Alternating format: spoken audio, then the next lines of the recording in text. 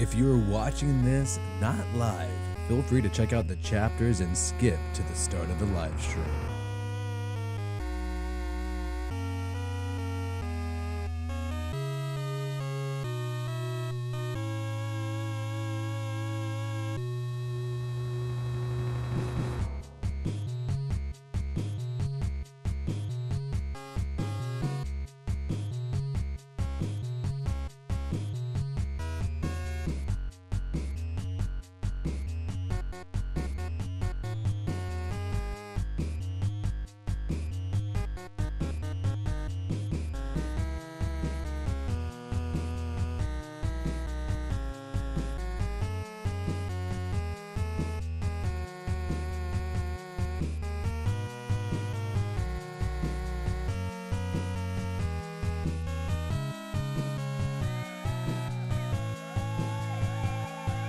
All right. I can't freaking wait any longer. What the hell is going on, everybody? Shout out to all the people in the live chat already. John Raider Snake, Jeff Hinders, Timberline, Judo Joe Black. Appreciate all you guys in the chat. We're going to talk about tons of things today. QB rankings have been announced. It's Monday. The big news that happened really in the middle of the night last night. We fortunately were able to cover it. I was able to make a video. Is the Jamar Chase T. Higgins contract extension. If you want to hear my thoughts on that, and I guess you can kind of see my thoughts clearly through this thumbnail, the Bengals are making a huge mistake. Hey, look, I try to be nuanced and say the pros and the cons, right? But that was the big news that you see a lot of the media rolling with right now, and they should. That was a huge deal, record-setting contract money that the Bengals are giving out, not only for a number one wide receiver, but also for a numero two wide receiver. So we're going to talk about that. We got some Joe Milton news that we got to talk about in a little bit. Patriots backup quarterback who maybe he should be bigger than that. I don't know. We got to get into detail about that. And we're also going to joke around and react to some fun things on the internet. We did that a little bit last time. So if you missed it, I was live yesterday around 12 o'clock. I said I'd be live at 11. No, I was live yesterday at 1 o'clock. I tried to get live at 11 today. No real news was coming out. No real news was happening. So I just decided to delay it. I worked on some videos and whatnot, but you don't give a shit. You don't want to hear about that. You're like, Willie, we need to hear about the news. And Rebecca Diamond, exactly. Happy St. Patty's Day, baby. Wear green if you got it. I got an Oregon Ducks shirt. Sorry, Fresno State. I am a now partial Oregon Ducks fan when it comes to college football. Sorry, I had to give in. Way too good of a team around here to not be rooting for that. But I got to wear my green. I'm laying off the drinking. I went hard over the weekend, so I'm not going to get hammered on a Monday. But if you got your Guinnesses, your Irish stouts, man, have one for me. Have one for me today. A lot of people talked about in the chat right now, Tyler Lockett to the Raiders. I'm going to talk to the chat right now, then we'll get into the content for those people watching this not live. And I am going to try to have chapters at the bottom. I said that in the intro for people who are not watching this live, because the vast majority of people do not watch this live at all. But let's get into the draft first. I think this is a pretty big deal, man. Okay, this is a pretty big deal. Dude, so I missed the hieroglyphic show? Are you serious? Was it this Saturday? Dude, I need to get like a reminder. I wanted to go watch hieroglyphics. A friend's birthday was on Saturday, so I would have missed it anyways. Whew. All right. Oh, man, that sucks. I really wanted to go to that show. I think that'd be dope.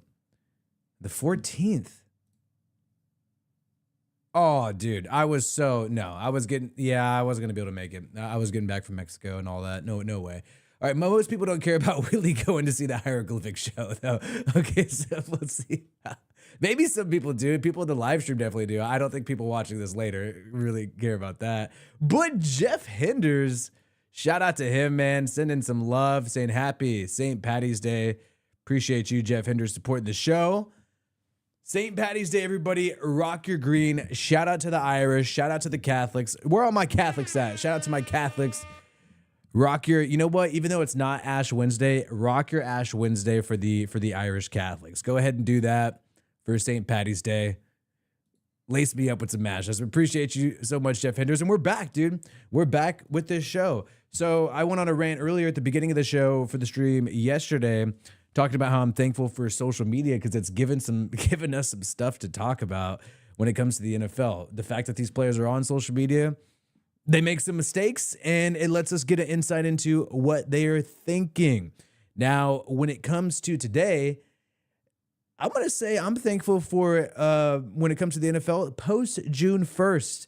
Post-June 1st, this phenomenon where if you trade somebody or release somebody after June 1st, you typically save much more cap space. It allows you to push out all the money you're eating into future years.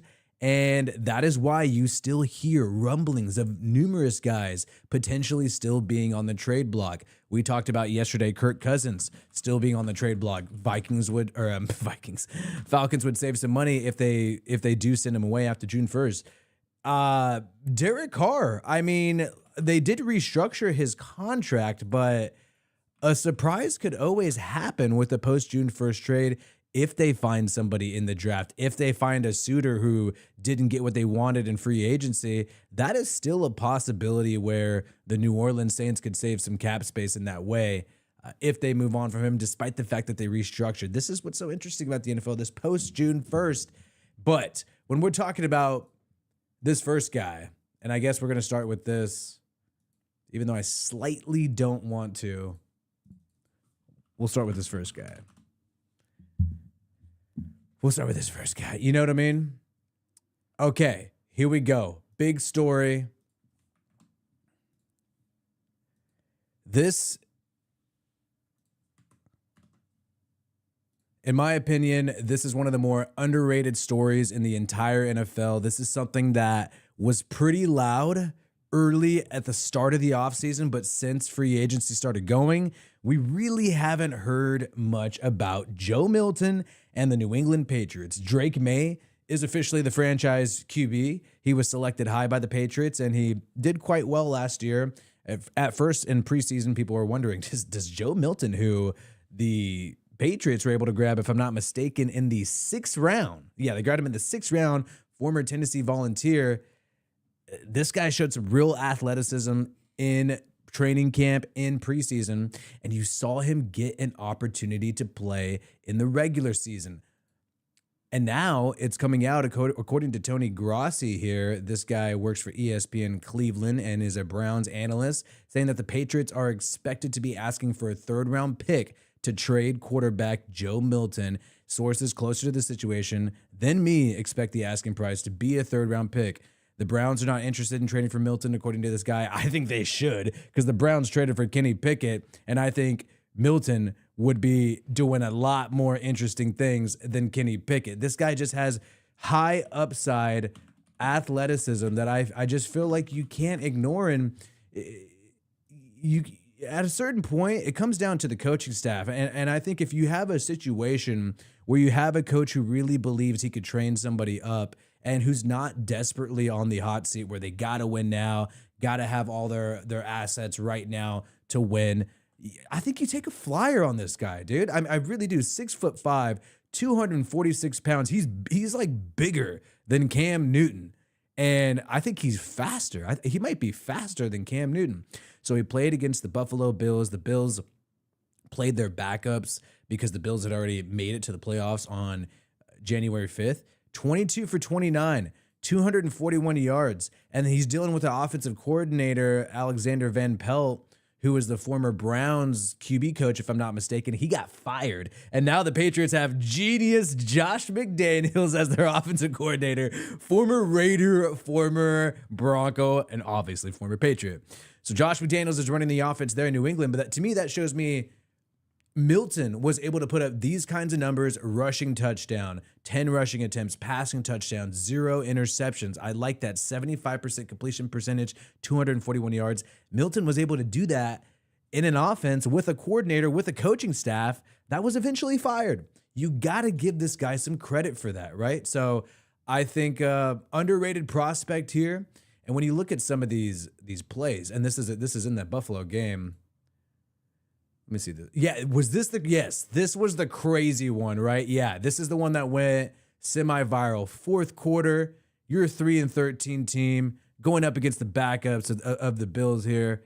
And maybe I'll take, and check. This is Stroud too. And boom, making two dudes miss. It's just this guy cannot be taken down. He cannot be taken down. No, he cannot. I mean, that is just, if you have that in your offense, in your arsenal, number 19, Joe Milton, able to move like that, a third round pick for this guy?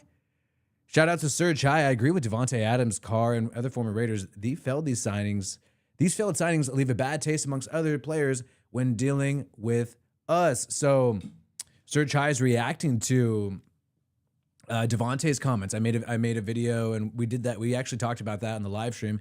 By the way, chime in on these live streams. Chime in the chat. I actually shared a couple of messages from the chat in some of my videos that get seen by more people, obviously, because it's a video instead of a live stream. I'm trying to make this more collaborative, man. I mean, that's really what I'm trying to do, and I think it's a lot more fun to have more of a conversation with the video. So we did the Devontae Adams video, him and Jimmy G. Devontae was better this time. I will say that. When he was with the Jets and on the K Adams show, I feel like he took a little more shots at the Raiders because Raiders fans were in his DMs hitting him up, saying, talking trash on him. And at a certain point, that's going to piss you off, right?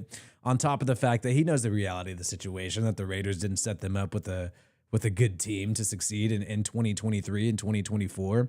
So, it's going to leave a bad taste in his mouth. With the Rams, though, I think he did a little bit better. Didn't attack too much, just admitted that, hey, it wasn't a good situation, obviously. But we know he doesn't like how the Raiders fans have treated him, and I'm just like, I'm not gonna be salty towards Devontae Adams because he's no longer on the Raiders. I'm not gonna pretend that somebody's no longer talented. Serge High, Boston has not learned how to pivot from the Brady era. I think Drake May will be the guy to help Boston pivot from the Brady era for sure, especially with Josh McDaniels back. Here's the thing, Josh McDaniels. I was the biggest Josh McDaniels hater of all time on this channel. I literally made a 58-minute documentary that took me like a week to make. Audrey helped me with it a lot too.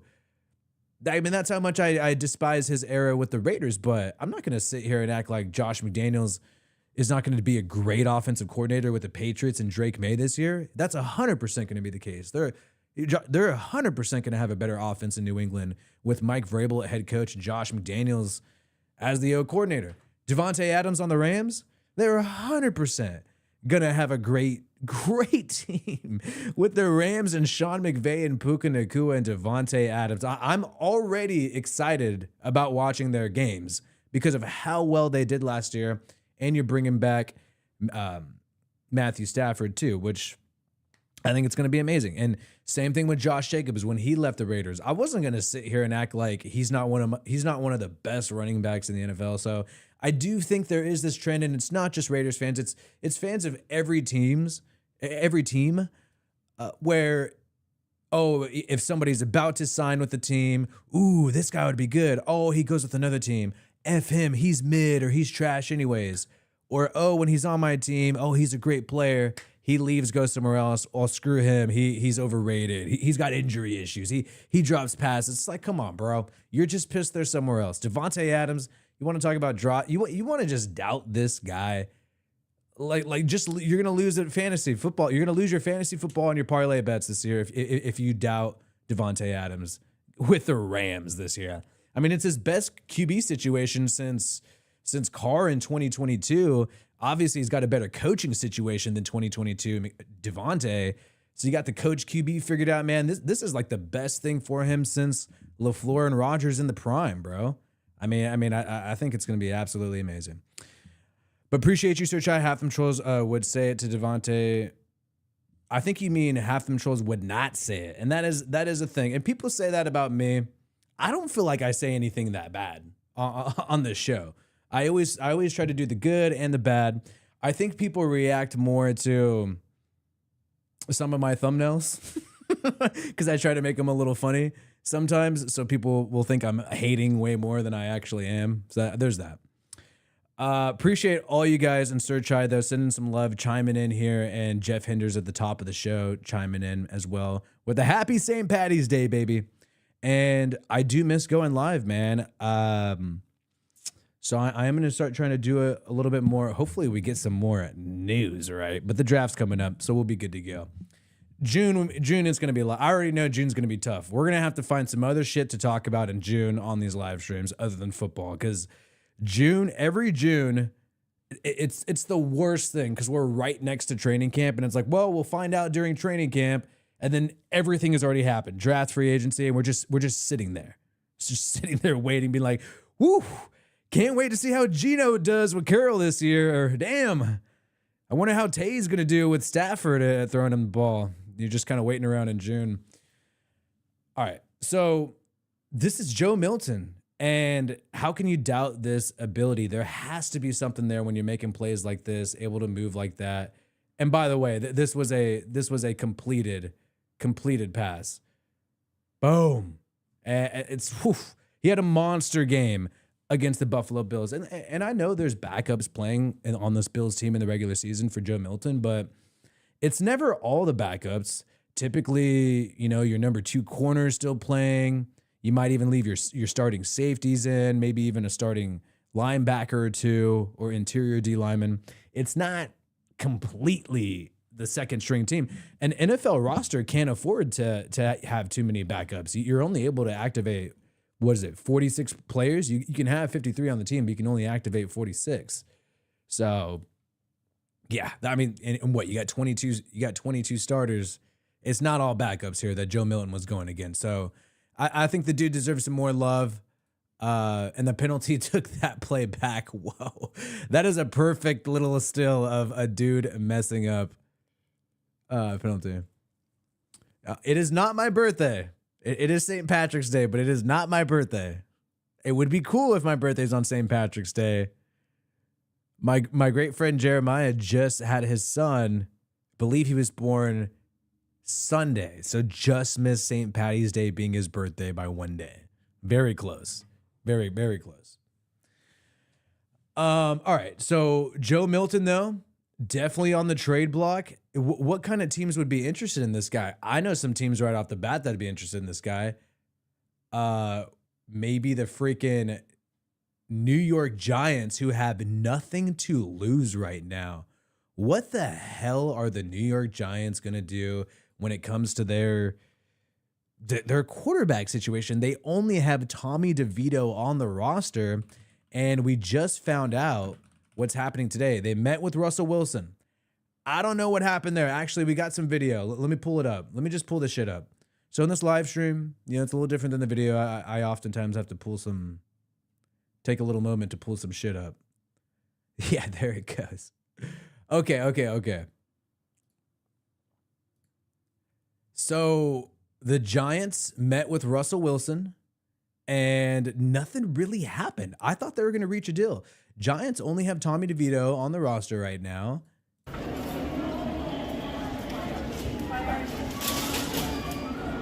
He was at the airport. You got TMZ. Any comments on your meeting with the Giants today?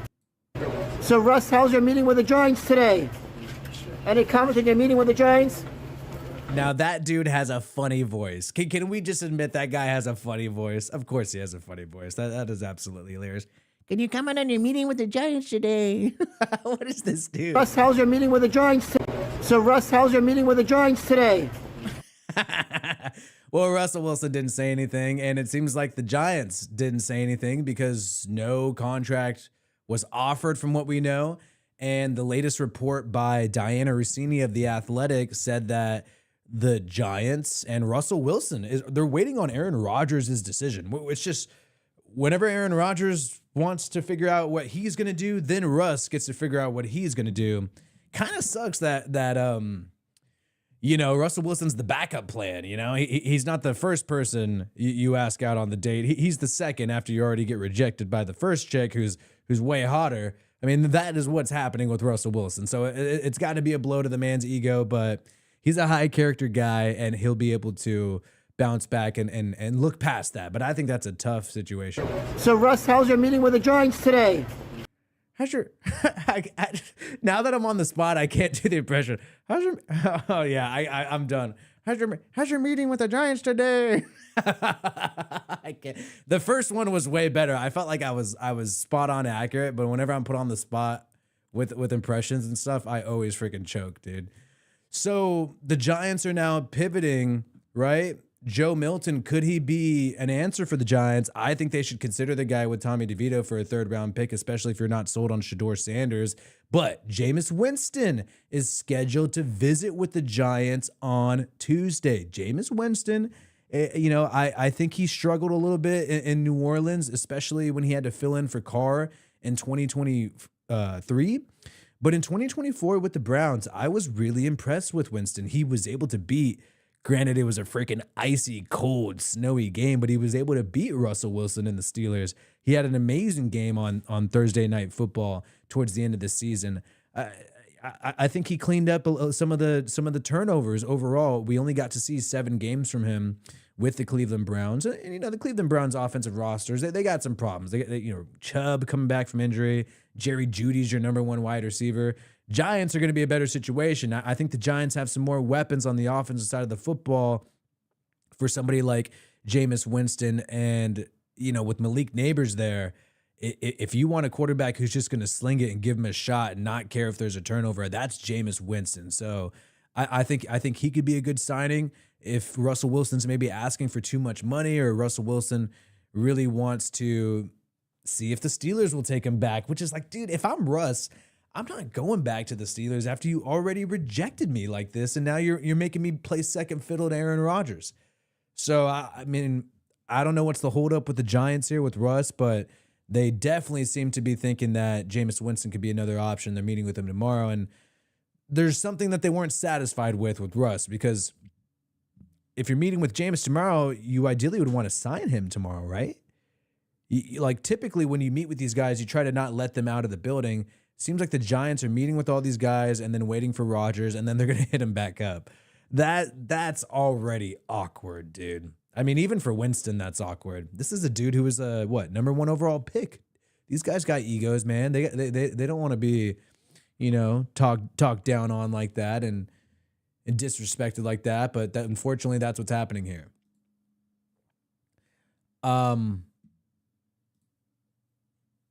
Now, so that's happening right there. We got that shaking. And was there another Joe Milton? I think there's another Joe Milton report that happened in early January. We'll talk about that. And there's also some other signings and stuff we'll talk about. We also got to touch on the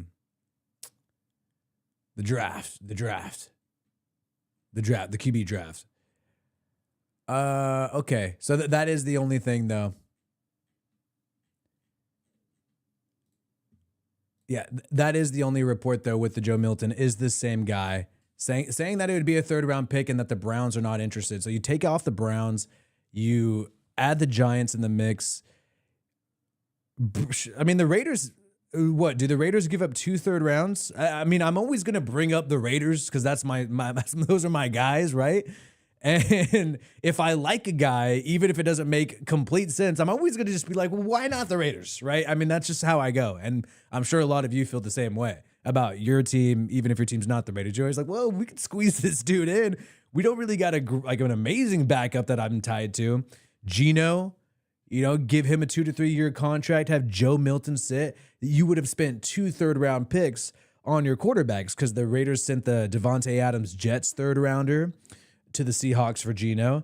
Send another freaking 3rd rounder for Joe Milton to the New England Patriots. Then you don't got to worry about quarterback at pick 1 and pick 2. You can just pick best player available, whether that be wide receiver, running back. Perhaps you want to grab a cornerback or a tackle there. I think that's probably the top 4 positions I think the Raiders are going to be looking at in the first 2 rounds. So, hey, I mean, I would say go for it. If the Browns are out of it and it's coming down between the Giants and who else is going to send that capital for him? We're looking at the top of the draft, and if the Giants are out, if the Browns are out, Tennessee's out because they're taking Cam Ward. Who else is really going to send a 3rd for Joe Milton? you can maybe make things if you bring him to the Jets have Justin Fields, you're just gonna make shit awkward there because if you're the Jets, you're giving Justin Fields $20 million a year. Let him let loose, let him have some swagger and confidence and be the guy. Don't have some other dude creeping over his neck. And I think you got to weigh that when you're talking about some of these other teams. Literally, there's no other team that I can see him joining and having a chance to compete to be the starting quarterback, or even being mentored by somebody. I can't see that happening. Geno Smith is really solidified and tight with Pete Carroll, so I think that's a good opportunity for Milton to sit behind him. But the Giants, I think the Giants are the best opportunity. And if they don't send that in, and then they got to rely on who? Jameis Winston, Russell Wilson, or maybe Joe Flacco at quarterback, and you got no other emergency plan because it doesn't seem like you're going to draft Shedeur Sanders. Whew. I mean, that's real tough to me. I mean, I don't like seeing that. I don't think that's a good idea. But going to be a hot commodity, man, and it just makes you wonder, what are some of these teams doing? Because we're looking at the 2024 draft class in total. Why did so many teams pass on Joe Milton? The athletic ability was there, and you could see it the whole time. To me, it's just pure incompetence. And then you see him in preseason look great. You see him in the regular season against backups look great. So many teams just didn't do their due diligence, and if they would have sent in a 5th-round pick, they would have grabbed Joe Milton. Instead, the Patriots grabbed him with a 6th-rounder, and now they're going to capitalize off that. They have 2 quarterbacks in the draft from last year, so really big L for a lot of these teams. Even the Giants. Why didn't the Giants use a 6th-rounder on him last year or a 5th-rounder? It's pure incompetence by some of these teams, and if this happened last year, it's going to happen again this year. Who's the next Joe Milton? Who's the next guy that we're going to look at and be like, wow, why are these teams so out of it? Why are they so incompetent? Where they didn't know, just send the 5th-rounder for Milton and just see what happens. You got nothing to lose, right? I don't know. Shout out to everybody. 38 days till the draft. That's true. That is damn true. It is getting warm in this room. It's actually sort of a sunny day on St. Patty's Day right now. 38 days, though, but it's going to come by really quick. All the smoke, all the rumors are happening right now. And I guess I would say, in my opinion, I believe, and let me make sure I got it pulled up here.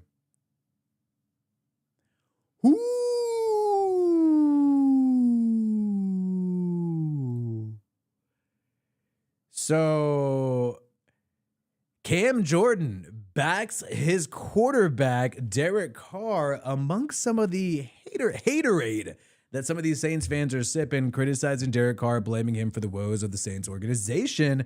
This happened out of nowhere right now before my eyes. So Cam Jordan was hyping up the fact of the potential of maybe the New Orleans Saints drafting McMillan from Arizona in the 1st round, who ran a 4.4 40-yard dash, and that's at 6'5". So that's really good for McMillan there.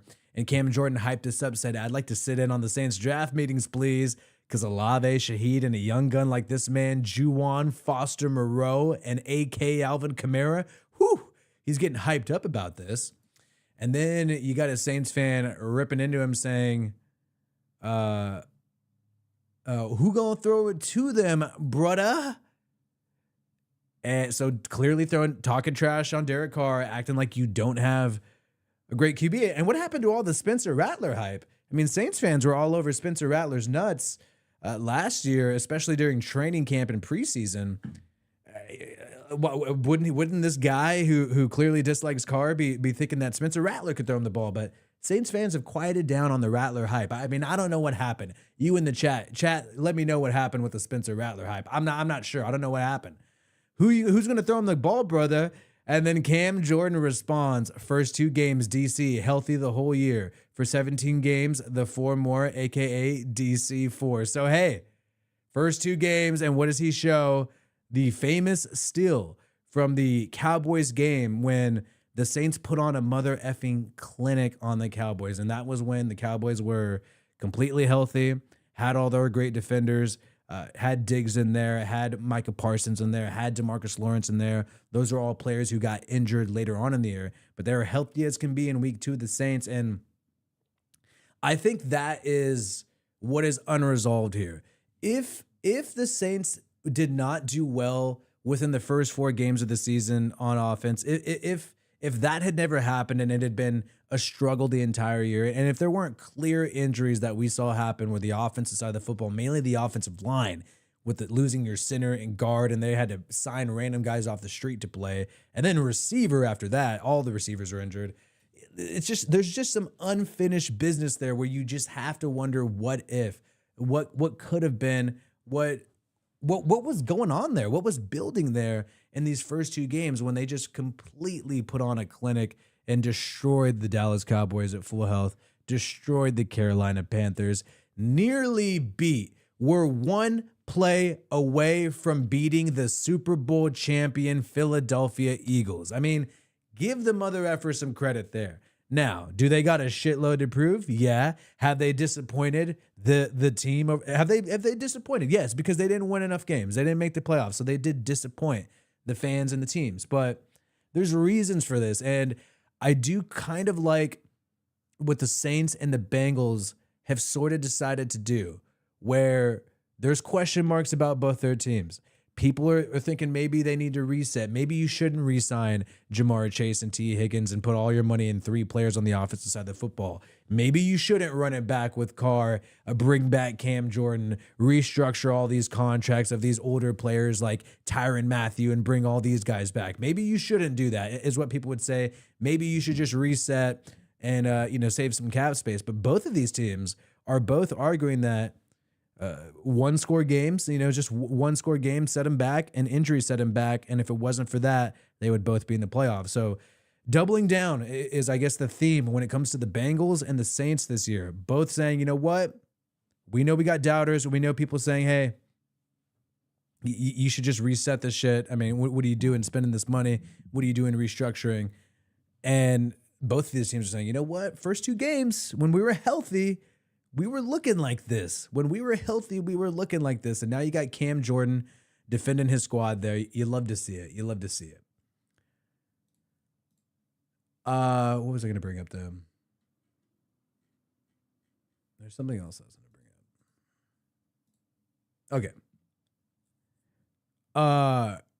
So the draft rankings from Chris Sims have been released. Now, I personally think this guy has overall done a good job when it comes to his draft rankings. He was high on CJ Stroud, above Bryce Young, and he had a couple misses in 2022 where he hyped up Matt Corral, which that didn't go anywhere, right? But 2022, all the QBs were a bust, right? Malik Willis and even Kenny Pickett now technically a bust. But I think overall, like, this dude has done a pretty decent job. And what he's saying now is Cam Ward is the clear-cut number 1. We were talking about this yesterday. There was a moment in the offseason when people were saying Shedeur is the number 1. I mean, at a certain point, I just assumed he was the number 1 based on the chatter around the NFL. That's completely changed as we've gone through this process throughout the combine, throughout free agency. Now, he got tier 1. Cam Ward tier 1 in a completely different league than Shedeur Sanders and Jackson Dart. And what's interesting is he has Shedeur and Jackson Dart kind of in the same category here. You got tier 2, meaning that both of their ability is the same. He's putting Shedeur above Jackson Dart. He's probably afraid of being called a hater and getting, and maybe he still will, getting attacked by Deion Sanders and made fun of by Deion Sanders. He's probably worried about getting pushed back there. But so maybe that's why he's got Shedeur for sure at number 2 above Jackson Dart. But I mean, I think it is true. I mean, obviously Shedeur did more in this past year than Dart on the football field. But I think that's pretty alarming. Tier 2, a whole tier below. I was expecting Shedeur to still be in tier 1, but right behind Cam Ward. It's a little interesting.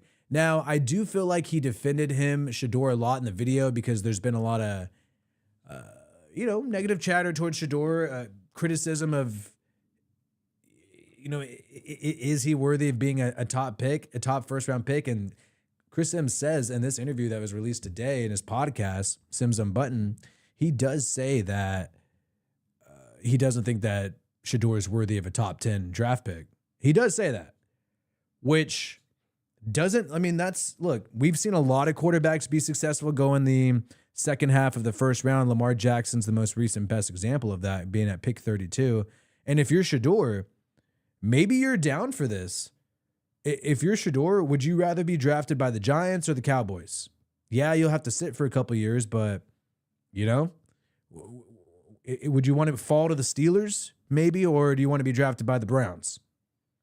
If I'm Shedeur, I'd want to be. I don't care if the Steelers grab Aaron Rodgers. I'd be down to fall to the draft. I mean, he's gotten paid before. He's already gotten paid in NIL money. Does he really need the money to be the top first round pick? And he's going to get paid in sponsorships. This guy's that puts on a show. He's a Sanders. He's Dion's kid. So this is negative for Shedeur, but are you really that mad if you have an opportunity to be drafted by a better organization in the latter half of the first round rather than sticking to the high ups of the first round and being picked by a trash organization, which is usually how it goes. If you're picking top 5, you're not doing well, right? Or top 10. But here's about the negative chatter around Shedeur with the draft noise. Have any questions in that department? So it wasn't that long ago, 3 months ago, he was the favorite to be the number 1 overall pick in the draft, and now he is plus 2,500 to be the number 1 pick. And part of that is you talked to him at the draft, or was it the Super combine? Bowl? At the combine. Yeah, right. And there are reports that came out of the combine. Some coaches did not like his attitude. This is what. Ooh, see. People thought I was making that up, and I was just repeating what was said on The Athletic. I'm not trying to act like I know all this shit. But now you got NBC, the big network NBC, saying there was some chatter that coaches did not like Shedeur's attitude at the combine. A little more detail that I read in certain articles too was that he wasn't self-critical in the interviews. And look at these coaches could be trying to tank his draft stock so he falls to the Steelers. There's ulterior motives and stuff like that happening, right? We know we're not going to get the complete truth, but it is a thing that people are saying. It's not made up. What he said to you about him believing he's the best quarterback in the draft. Yeah. He goes, I've changed 2 different programs, 2 different universities. If you're picking at the top of the draft. Okay, so this was from the combine. He basically said, I changed multiple teams from HBCU to college. Why could I not do it in the NFL is what he says. So I don't want to just show him, stating that whole long ass statement. And his father and all that. That's all. Is it going to be a detriment to him? Is it too much? Is it too arrogant? Is it too brash? Is it going to be a detriment to him with the ego and his father and all that? That's almost 2 different questions right there. That it is. But I don't think him, the person, as not arrogant, but just confident, being like. But the big thing is, like, if you're drafting Shedeur, you're drafting Dion. Do you want to draft Deion Sanders? Do you want Deion Sanders to say stuff about your organization? Deion Sanders is very active on Twitter. He literally is attacking former transfer students on Twitter. I don't mean attack, but he's dissing them on Twitter, right? As a head coach. The dude gets involved in social media. The dude can't help himself. Look, I don't blame him. I would be the same way. I'd be the same way. I can't shut up either. But if you're an organization, you're drafting Shedeur Sanders and Shedeur Sanders struggles at some point, you really think Deion's going to blame Shedeur and not start pointing a little finger at Brian Daboll's play calling, pointing a little finger at the Giants offensive line, pointing a little finger at the Browns and the receivers they have as Jerry Jeudy enough. You really don't think Deion's gonna say something, right? Like he's gonna say something. He might be right. He might be 100% right. Whatever Deion says.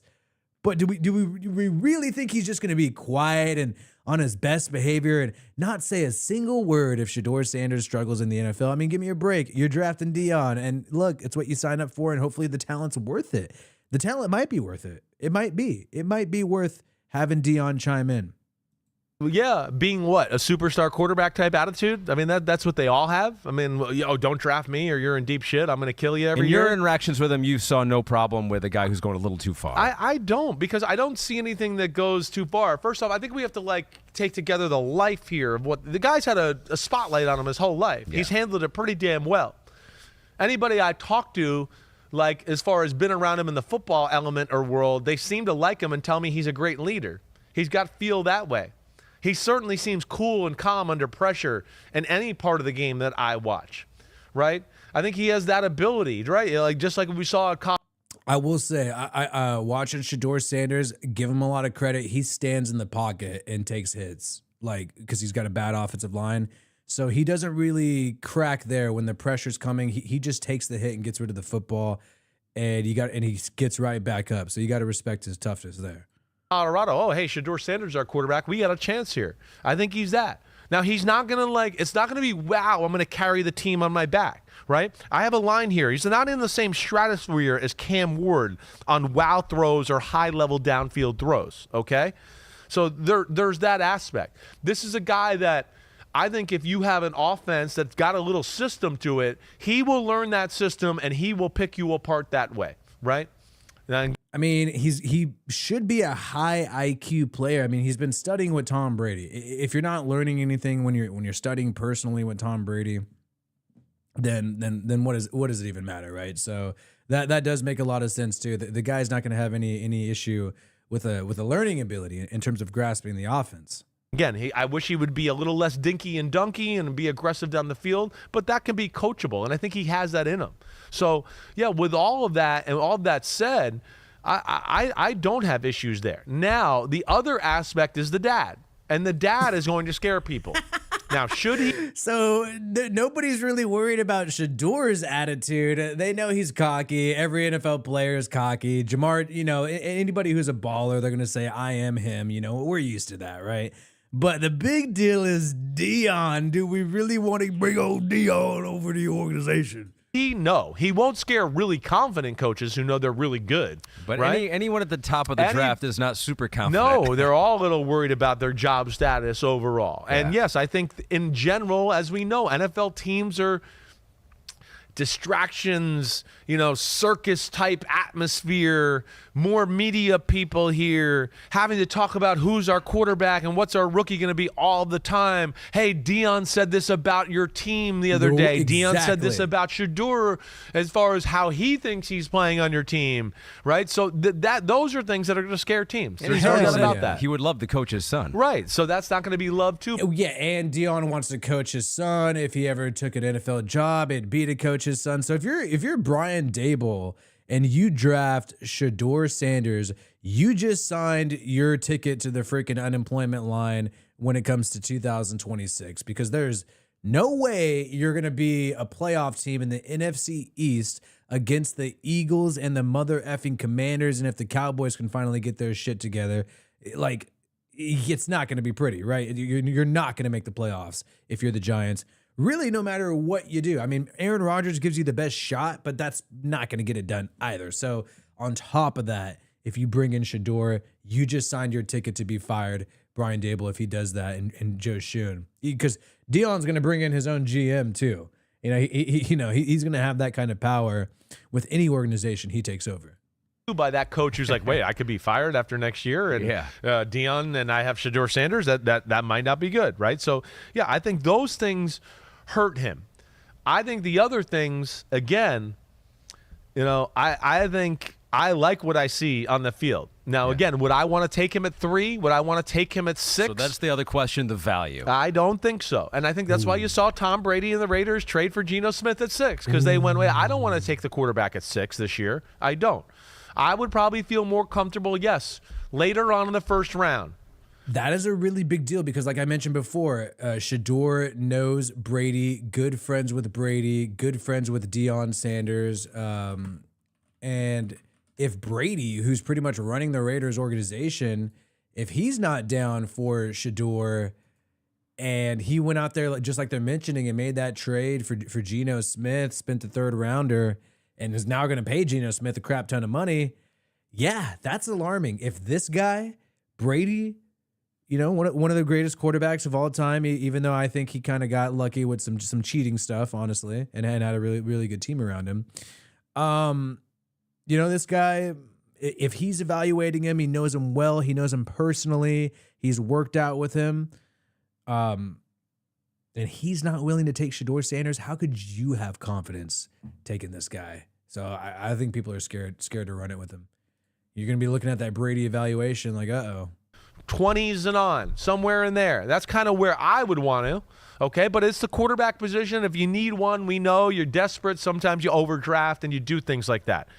Giants, they might be it. Hey, you talk about Kenny Pickett. Kenny Pickett was drafted at 20, right? I'd take Shedeur Sanders over Kenny Pickett every day of the week.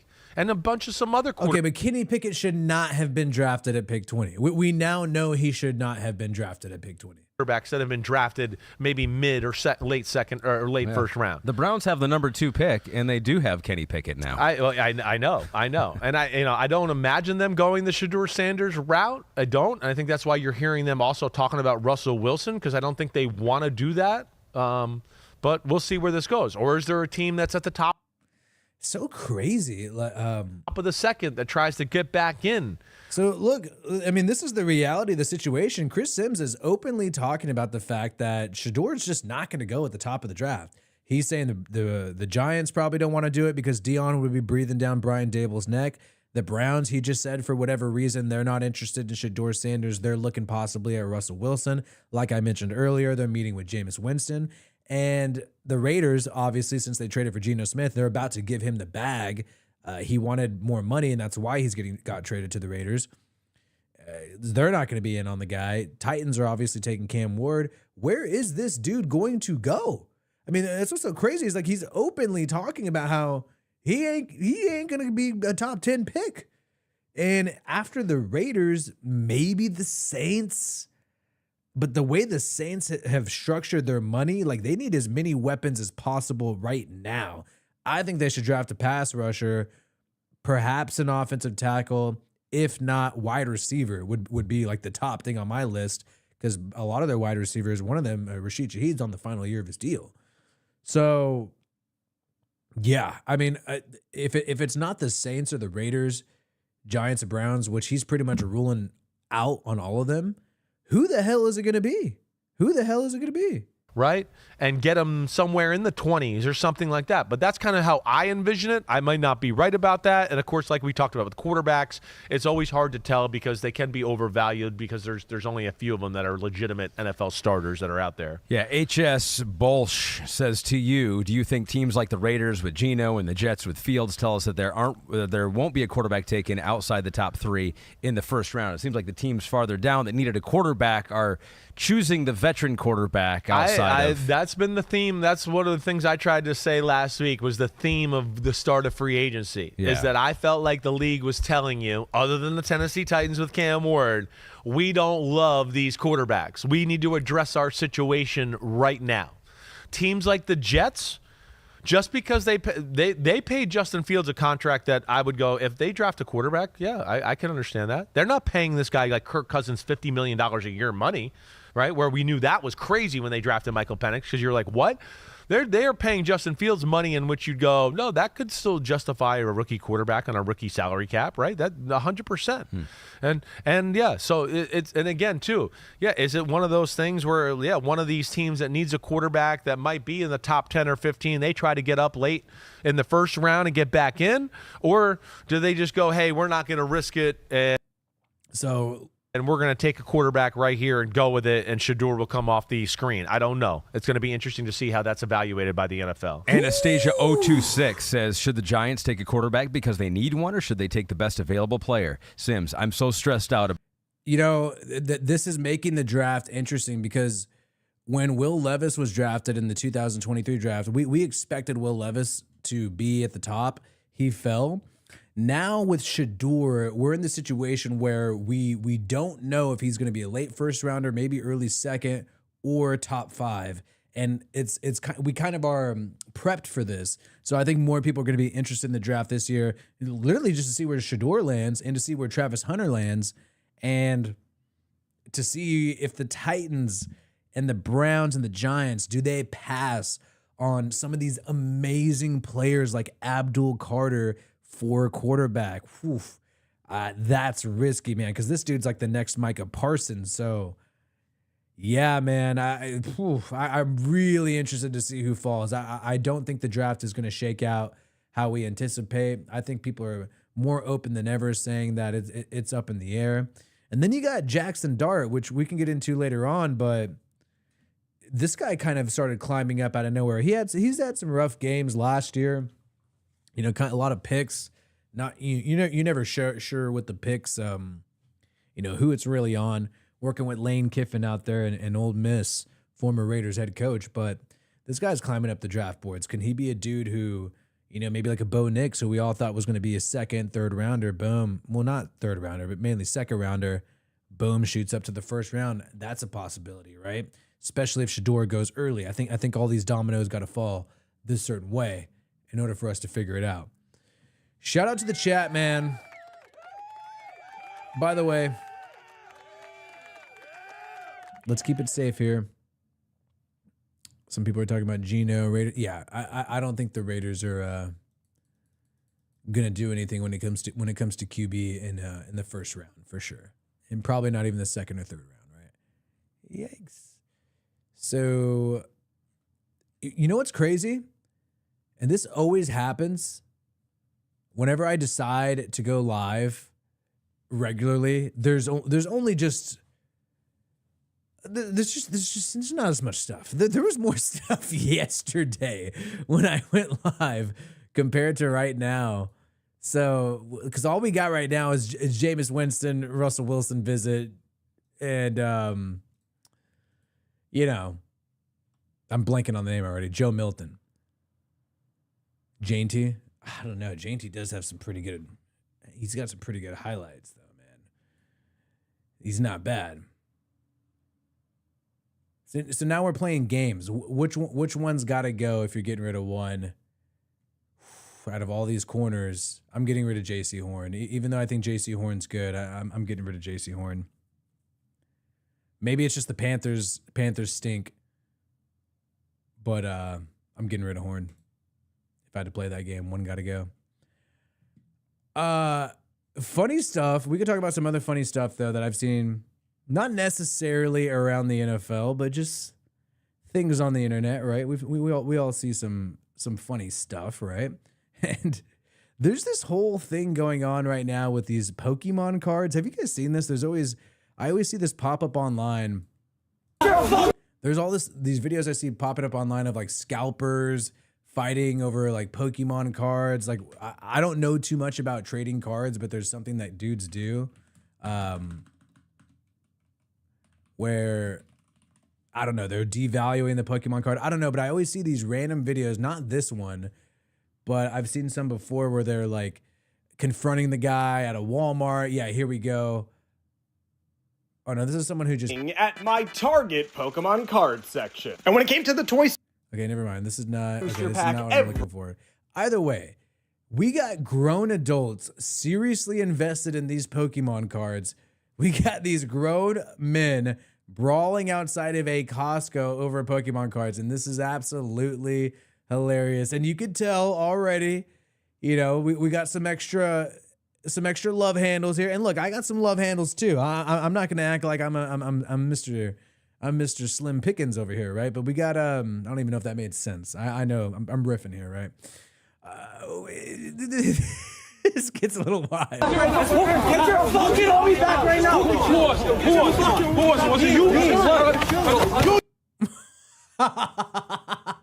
you? Okay, you know what? But we got to get a longer shirt, bro. We got to get a longer shirt before we start throwing hands. We got the nerd sweatpants, trying to wear the joggers, but we don't really got much love. We got a little too much love over here. And we're going to have to pull the shirt up, get a longer shirt, tuck in the shirt before we start throwing hands, bro. We really got to do that. You just never know.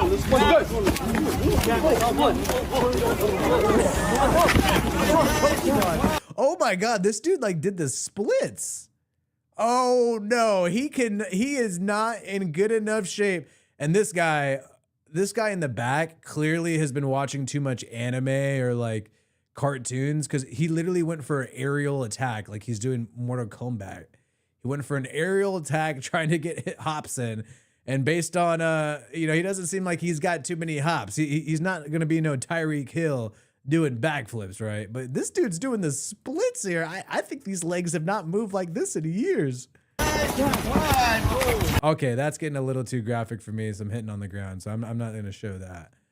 Okay, grown men.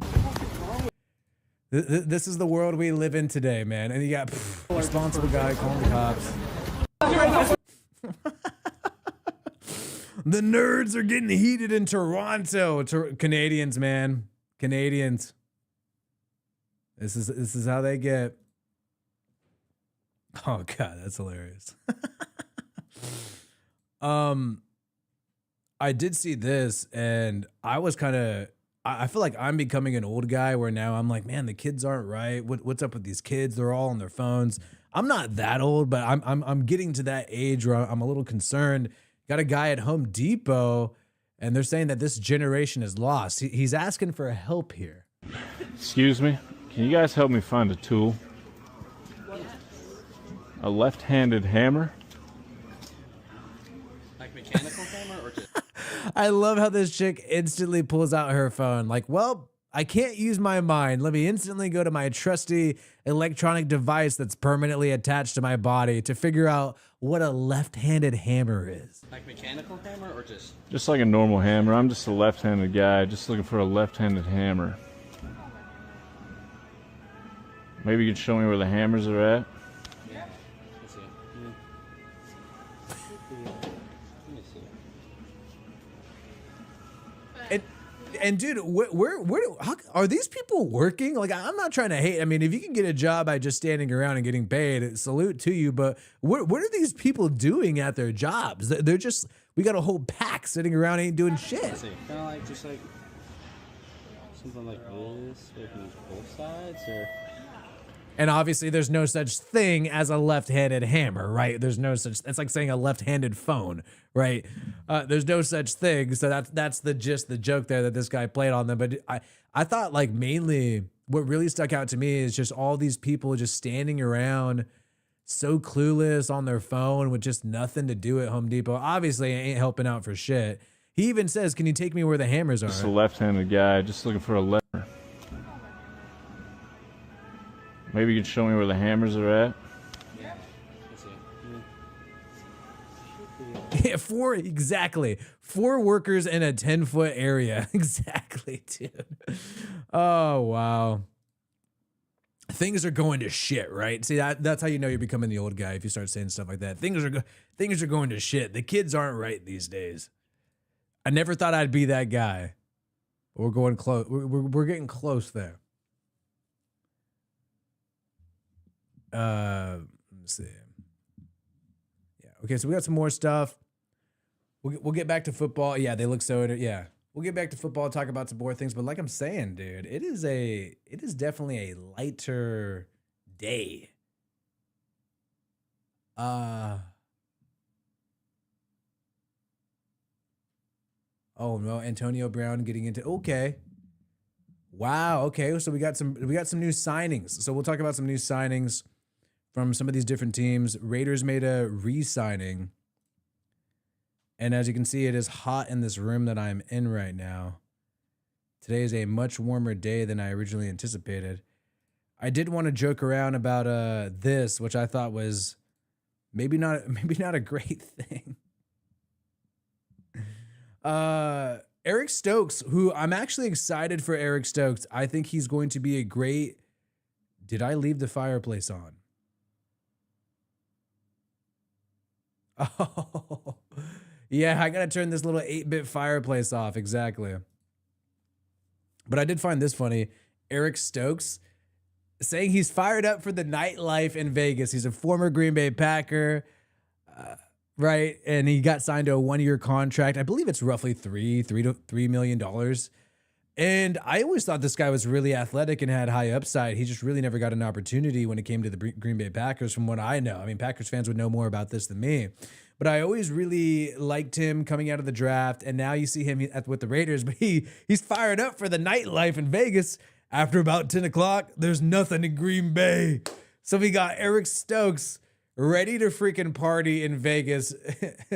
After about 10 o'clock, there's nothing to eat in Green Bay. I'm excited to show my big back activities. Eating, Do you like how it's eaten? You really think he's eaten? He's excited to eat in Vegas after 10 o'clock? Because I've been to Vegas several times, and that's what we do, right? We don't do anything too crazy. We have a little meal past 10 p.m. We don't freaking take numerous shots, go to who knows where, dance who knows where, talk to you know who, and stay up all late. We just want to get a sandwich after 10 p.m. That's why we like Vegas. But we got to watch out, though. I mean, Raider Nation's got to watch out.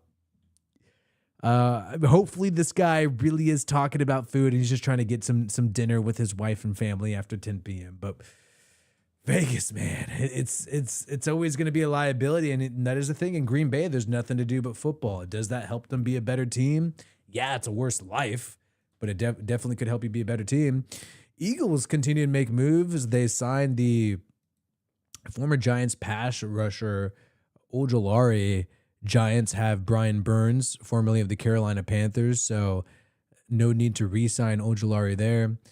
Will this be another example? We remember Zach Bond with the Eagles last year. He was somebody who was a special teams player on the New Orleans Saints and literally became one of the greatest defensive players in the NFL last year in 2025 by finally getting an opportunity with Philly. So maybe Philly could continue to make this happen where they just start hitting on all these guys that people reject, and Ojulari could be the next one. Paris Campbell, wide receiver, former Colt, former Eagle, now signing with the Dallas Cowboys to catch passes from Dak Prescott and be right there next to CeeDee Lamb. We'll see if that will be a good role for him. I do think they need another weapon out there on the offense, especially at receiver, other than Tolbert. They've pretty much been relying on Tolbert, and that's it. Patriots keep snagging former Raiders. They grabbed Robert Spillane, and now they're also grabbing pass rusher who came on the scene towards the middle of the year last year, Kayvon Chason, who I thought did a great job filling in, and now he gets a 1-year, $5 million deal. So shout out to him taking advantage of an opportunity when he was just a practice squad guy, and not a lot of people had faith in this dude. And boom, there you got it, $5 million a year deal. Mike Vrabel seems to think that this dude could be useful on that Patriots roster, who made a lot of signings on the defensive side of the football, but not many on the offense. And I'm still really surprised that the Patriots didn't grab, a marquee wide receiver. I think they really needed to do that. And the Broncos have lost their former backup QB, former Jets first round pick, Zach Attack. The MILF Hunter Wilson is now going to be backing up Tua Tagovailoa with the Miami Dolphins. Dolphins fans, it's Zach Wilson here at the facility, just signing the contract. Super excited to be here. Can't wait to get to work. Go Fins. Ooh, you don't think there's some MILFs out there in Miami? Welcome to Miami. Oh, the MILF Hunter is coming, and he is going to be figuratively and literally in Miami when it comes to the MILFs. If you're not familiar, Zach Wilson went viral, and he's famous because he cheated on his girlfriend with his mom's friend, and that went absolutely viral, and everybody started talking about how he is just maybe not the greatest quarterback, but damn is he a MILF hunter, and is he a hero, Mr. Zach Wilson there. So watch out in Miami. Yeah, maybe it's going to be a Latina this time out there in Miami. But yeah, his ex-girlfriend put him on blast saying like, oh, he's the one who cheated on me because he slept with his mom's friend. And as soon as she said that, the views started going up. Ooh, people love that shit. And it was hilarious. Absolutely hilarious. So still trying to find some insight on the Geno Smith contract. That really hasn't popped up yet, which I find quite interesting. Nothing there. Saints, this is actually kind of 4 days old. Saints signed Isaac Yiadom. I thought that was a good move. I enjoyed them making the call to grab Yiadom. I think he's a really underrated cornerback there. Had some time with the Broncos, filled in with the Saints, of course, and I just feel like every time I see this guy, he's always doing pretty decent. Jakob Johnson signing with the Texans, former Raiders fullback. Don't think he landed anywhere last year, but he does a lot of promotion for football in Germany, for the NFL in Germany, because he is from Germany, from Deutschland. And yeah, now he's going to be on the Houston Texans, good organization that will likely make the playoffs again, barring a big come up by the Jaguars. I think that's the only team that could really stun against them in the AFC South at this point. And this was a move that we really didn't talk about, but was a low-key good move, which is Jordan Mason getting traded to the Vikings.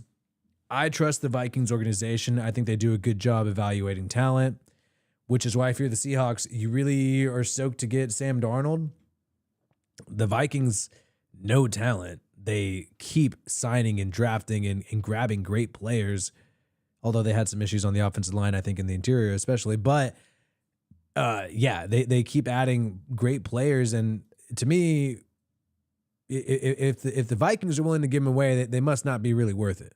And now you got Jordan Mason, former Niners running back, who filled in last year after Christian McCaffrey had his injuries, and now he's going to be on the Minnesota Vikings. I think that could be really good for them. So you got him there. Jordan Mason, the pick compensation was just a swap too. It wasn't even that crazy. It was a Niners get a 6th round pick and swap. They swap picks. So it was essentially for free to move up 27 spots. To me, that's basically for free. That's basically for free. So huge deal in my opinion. Oh, wow. And the Vikings keep making moves. They just made a move right now. So they acquired Jordan Mason via trade for the Niners. And now the Vikings just made a move releasing their center, Garrett Bradbury. They tried to trade him, and now they're going to move on from him, the former 1st round pick.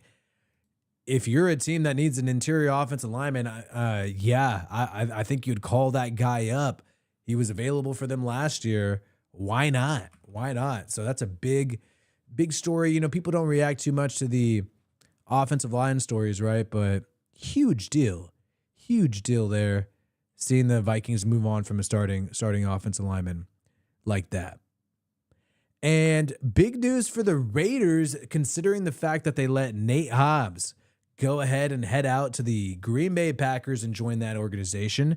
Now you have the Raiders bringing back Darnay Holmes.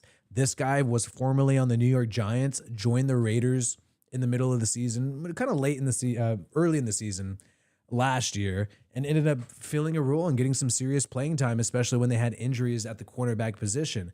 This guy knows Patrick Graham, the defensive coordinator of the Raiders, from his time with the Giants.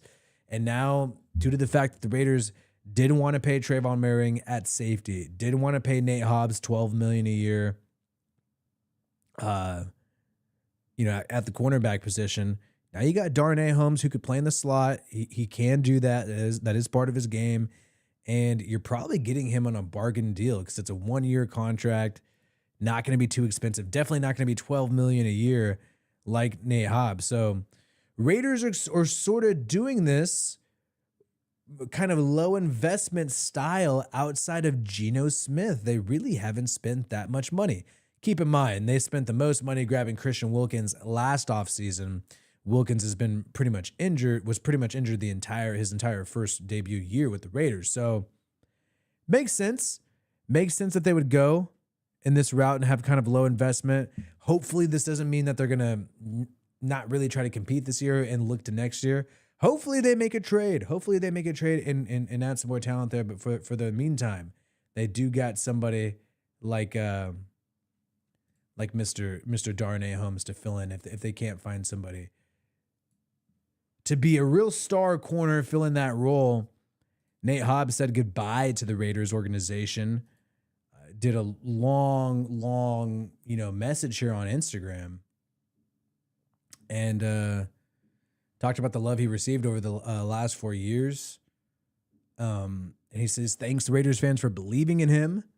And he says he loves you all. So this is kind of nice to see, since we have the Devontae Adams and how certain players have ended their time with the Raiders.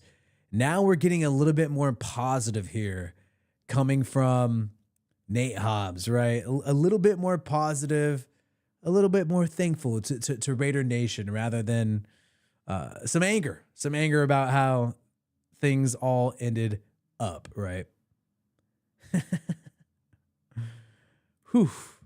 Yeah. The Devontae video, people are reacting to that, and they don't seem Seem happy with Devontae. I'll just say that, to say the least. So there's some good news there. Not like, I'm going to be completely honest, man. I'm just trying to hang out on this live stream with you guys. Not a lot of big stuff.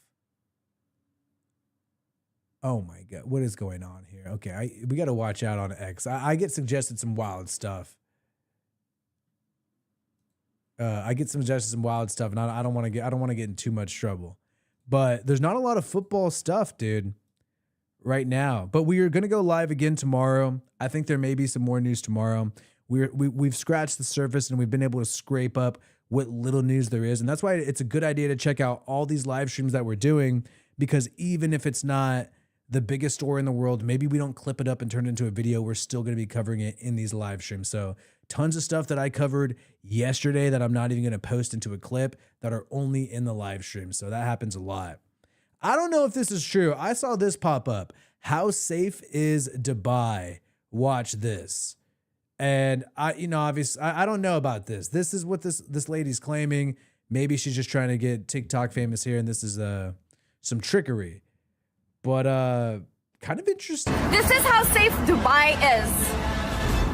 Let me put this to you. Heavy gold. Come with me.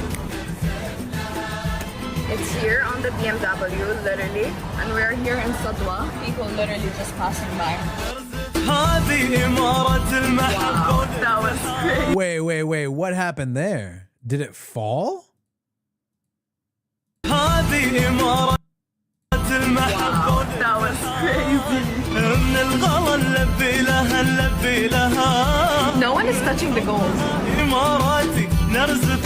Maybe they know it's fake. Exactly in the chat. I would just assume it's fake. It's been literally half an hour. No one touched this gold. And tell me Dubai is not the safest country in the world. Guys, this is crazy. It's crazy. Okay, all right. So is this trying to get us to travel to Dubai? Is Dubai a safe country?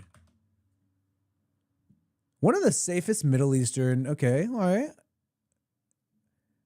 Well, let's see. Dubai is in fact one of the safe. No, let me zoom in a little more. Dubai is in fact one of the safest Middle Eastern cities for tourists. Its stricter laws mean that crime is kept to a minimum, and many tourists feel safer in Dubai than they do in other parts of the globe. The crime rate is much lower than comparable countries. All right, but how much crime is being reported? You know what I'm saying? That's what I want to know. And what are these laws that are so strict where people are scared of crime? Because I'm not trying to get locked up. So what can I not do in Dubai? Like strict Dubai laws. What? Okay, all right. PDA, no PDA for same-sex couples. So, okay. So it's one of those being visibly intoxicated to lead to arrest. I mean, look, we get arrested in the U.S. for getting drunk, but how drunk are we not allowed to be in public where we're going to get arrested? Because if I can't just have like 3 beers, then I'm not going to visit this place. In modest dress, women should dress modestly, avoiding bare arms, low necklines, and short shorts, especially in public. Wait a second. This lady, she's got bare arms. She's got chest. I mean, she's trying to get some TikTok likes, so you know that. She's not dressed. This isn't modestly to me. You got some leg, right? You got some of the chi-chi slightly hanging out, but not too much. So I don't know about this modest. I mean, maybe is she really in Dubai? I mean, she says she's in Dubai, but you can't show low necklines, bare arms, short shorts, especially in public. We got all 3 of those with just that TikTok in front of the store. Swearing. All right. So that kind of goes in with public drunkenness. Attempting to convert others to a different religion. Whoa. All right. That's getting a little crazy. Can't criticize the government, taking photos of people, particularly women, without their consent. Hey, man, I kind of don't like how people could just take pictures of me in public. So I kind of do understand some of that frustration. But if you're in the public, you kind of agree to be in the public eye. So, and honestly, I'm sticking up for the YouTubers. I like that the YouTubers are able to just film people and stuff like that. even though it's toxic sometimes. Occasionally, it produces good content. Maybe that's worth it. Whoa, another signing here. Steelers signing the former Browns safety Juan Thornhill, who also spent some time with the Kansas City Chiefs, was released by Cleveland after the season, and now you got the Steelers getting some sneaky moves. They also grabbed Darius Slay. Obviously, they traded for DK Metcalf, right? Yeah. 1-year deal for the former Eagle Darius Slay, who was recently released by their team. Yeah, I mean, they could be building a pretty good roster. They just need a quarterback, and it seems like they don't have one, and they don't really have a path to get one. So the Steelers are a very frustrating team, in my opinion, right now. What Slay's talking about going, you know, and my teammate was walking, and I was like, Darius Slay talking about going up against DK Metcalf. Damn, boy, this nigga DK strong and big as hell. Like, he big. Like, I'm just like this nigga here big. I'm like, okay, shit. So he heard me say it. He's like, yeah. He's like, yeah, nigga, I'm big, nigga. And he said, my boy, BG. He said BG just made him go have to tell me a new asshole. Like, he said, go tell my ass up out here. Dude, he said, we gotta find different analogies and metaphors. Telling another dude you're gonna tear his asshole up. I mean, come on. No Diddy, bro. Your boy 55 finna get your ass whooped out here. I said, what the hell? How somebody else finna get my ass whooped out here? So, you know, me from being, if anybody know me from being where I'm from, I ain't appreciate that kind of talk. Right? You guys feel me on that, right? We got to find a different analogy, bro. Yes, he forgot to say, hold up. So I said, nah, bro, I ain't even on that. You know what I'm saying? Like, I'll be chilling. You know what I'm saying? I'm a good dude. I don't got no problem with nobody out there. So I said, this nigga was like, yeah, he just got your ass with today. I'm like, what the fuck? So, okay, I said, cool. I'm going to go line up. So we get up to the line of scrimmage. I heard him say, come up here and press, little nigga. And I already knew it was a run play because he got himself. So DK Metcalf we've seen this DK Metcalf get in fights and stuff during games. So obviously he's a hardcore trash talker. And now these dudes are teammates. Slay with Metcalf. Here you go. And they were going up against each other last year. Ready to block. I said, oh, shit. I already know it's a run play. So I went up there to go press. He came up and tried to, bully me. Threw him off me quick. So if you look at the video, right, I turned around and called him in mid-action because I heard him just like, I ain't gonna say growling, but he's like, them big old strong people voice. So I turned around and heard it, and I just tried to brace myself, and he boom. I said, boy, this is a heavy kid. This ain't no 22 or 23-year-old kid. This is a goddamn action figure. Like, this dude here big as hell. Like, this motherfucker here so goddamn big. So I said, shit. So, he gave me a good push. I gave my little push back. I'm like, bro, you know what I'm saying? I don't play that, I'm trying to be chill. He ain't trying to be chill right now. I don't know who got him mad. BG got him hot. But we do what we do. Go at it. He took me out of my game. Because I'm really I really used to be a hothead. And I done calmed down. Took me out of my game. I'm saying, man, fuck this shit, man. Fuck this game. Fuck all this shit, bro. I got to see if he talking about it. We got to see what the hell he on. Like, he done got me hot. Like, I don't bother nobody on the field. You know what I'm saying? I don't talk crazy to nobody. I don't disrespect nobody. Because he was like. So they're talking about their experience with each other, some heat there. Wait, did Carson Wentz really go to the Bears, or is their chat lying too? No, Carson Wentz did not go to the Bears. Okay, yeah, that's not true. But, okay. So some people with some heat towards each other teaming up now. Juszczyk of the Niners got released and re-signed by the Niners. Could have been on the Steelers. That's an interesting little thing there. But yeah, dude, I don't feel like there's that much going on today. It's hot as hell where I'm at, and I'm sweating like a mother effer. You guys could probably see. I shouldn't have worn this, but I got like kind of too small of I don't want you guys to see all of Willie right now, but it is hot as balls up in here. It's crazy. I did not expect it to be a warm day today. Now I am sweating here.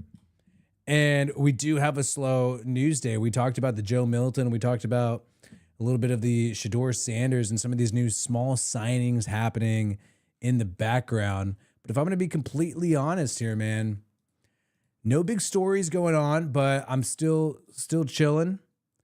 Dude, I don't have a fan in this room, but I am sweating way more than usual. Way more than usual. I'm cooling down a little bit, but yeah, maybe I left some shit on or the weather is different than I thought. The fire behind me. It's only 51 degrees here. Maybe I did leave the fireplace on. I think that did happen. Yeah. It's all this, man. It's all this. But